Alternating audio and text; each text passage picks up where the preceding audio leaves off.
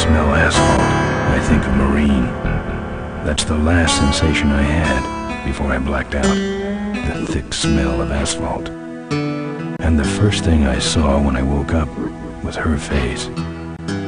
She said she'd fix my bike. Free. No strings attached. I should have known then that things are never that simple. Yeah, when I think of marine, I think of two things. Asphalt and trouble. Rip Burger, you're dumber than dirt. Oh, Mr. Corley, if you'd only listen to my plan, my vision. I know your plan, Rip Burger. You're waiting for me to die so you can take over my company. Oh, sir, that's horrible. I am not waiting for you to die. You know I've never liked you, Rip. But you have business know-how and killer instincts that I respect. Why, thank you, sir. But this latest idea of yours, riding up to our shareholders' meeting with a gang of bikers? Who do you think you're fooling? The shareholders, sir. It's good PR to be seen hobnobbing with real Corley Motors customers. What do you know about our customers, Adrian? You've never even been on a bike. Well, you know I'd be on one right now, sir, if it weren't for my destabilizing inner ear condition. Ah, your ears are fine. It's what's between them that scares me.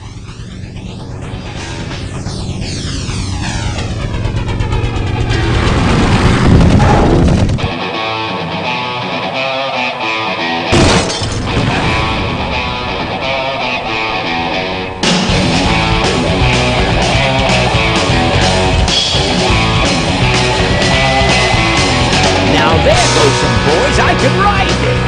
Step on it. Let's find out who they are.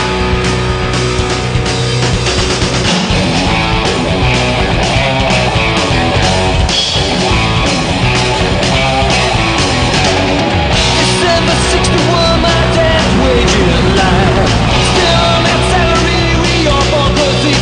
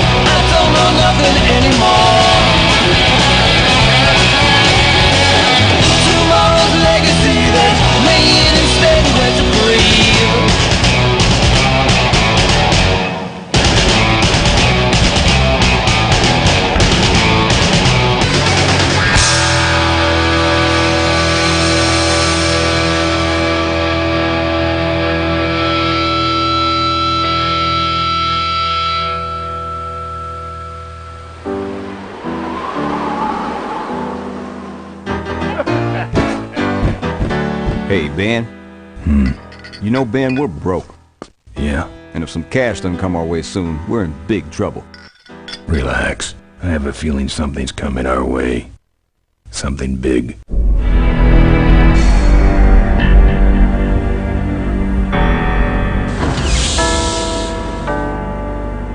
You better stay out here, Rip. This place is bikers only. All right. Who's the guy that drove over my car?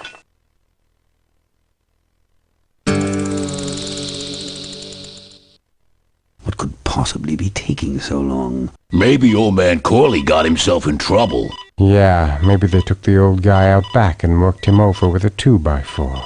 An appealing notion, but improbable.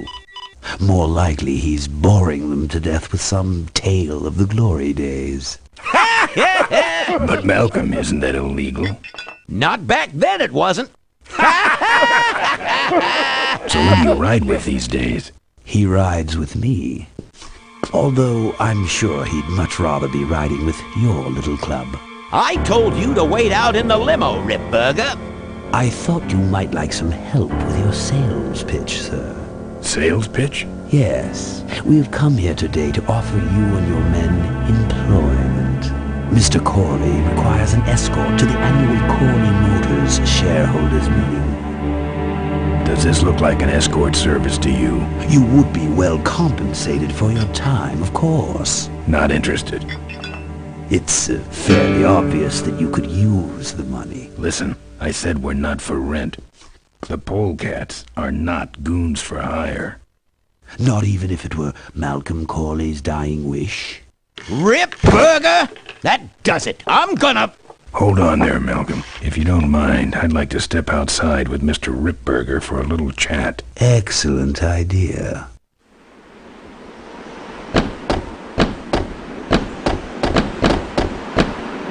And the doctor says he only has a few months to live. That's bad news for all of us. He's not just a nice guy. He's also the last motorcycle maker in the country. What happens to Corley Motors if he dies? Don't worry. I have a plan. And if you come to the shareholders' meeting with us, you'll find out what it is. No dice, Ripburger. The polecats are not thugs for rent. If you want to buy muscle, you should go find the Rottweilers. The old man says it's the polecats or nothing. Then I guess it'll have to be nothing. And that's your last word? That's it. Well, I'd like to make you just one final offer.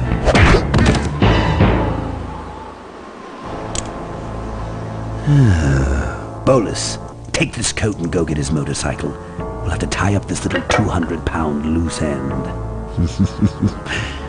It will need to look like an accident.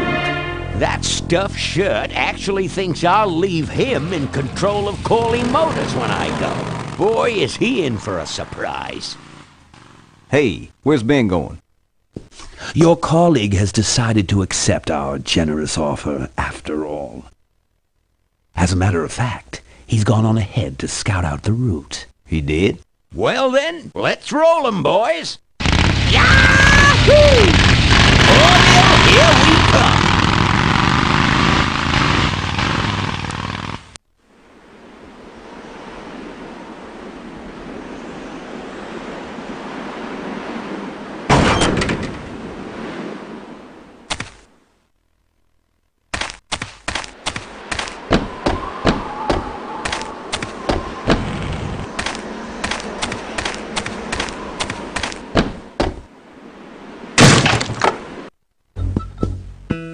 I fixed your door. It was sticky. Look, I don't want no trouble. Just leave me out of this mess. You know what might look better on your nose? What?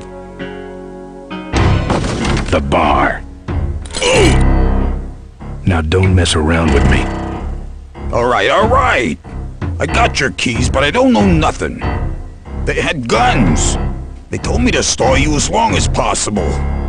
Why?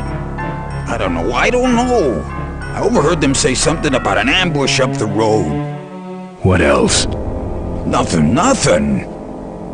Look, man. Here are your keys, all right? Oh, someone did say something about killing you and making it look like an accident. They didn't do too good of a job there. But why ambush the polecats? I'd better get moving.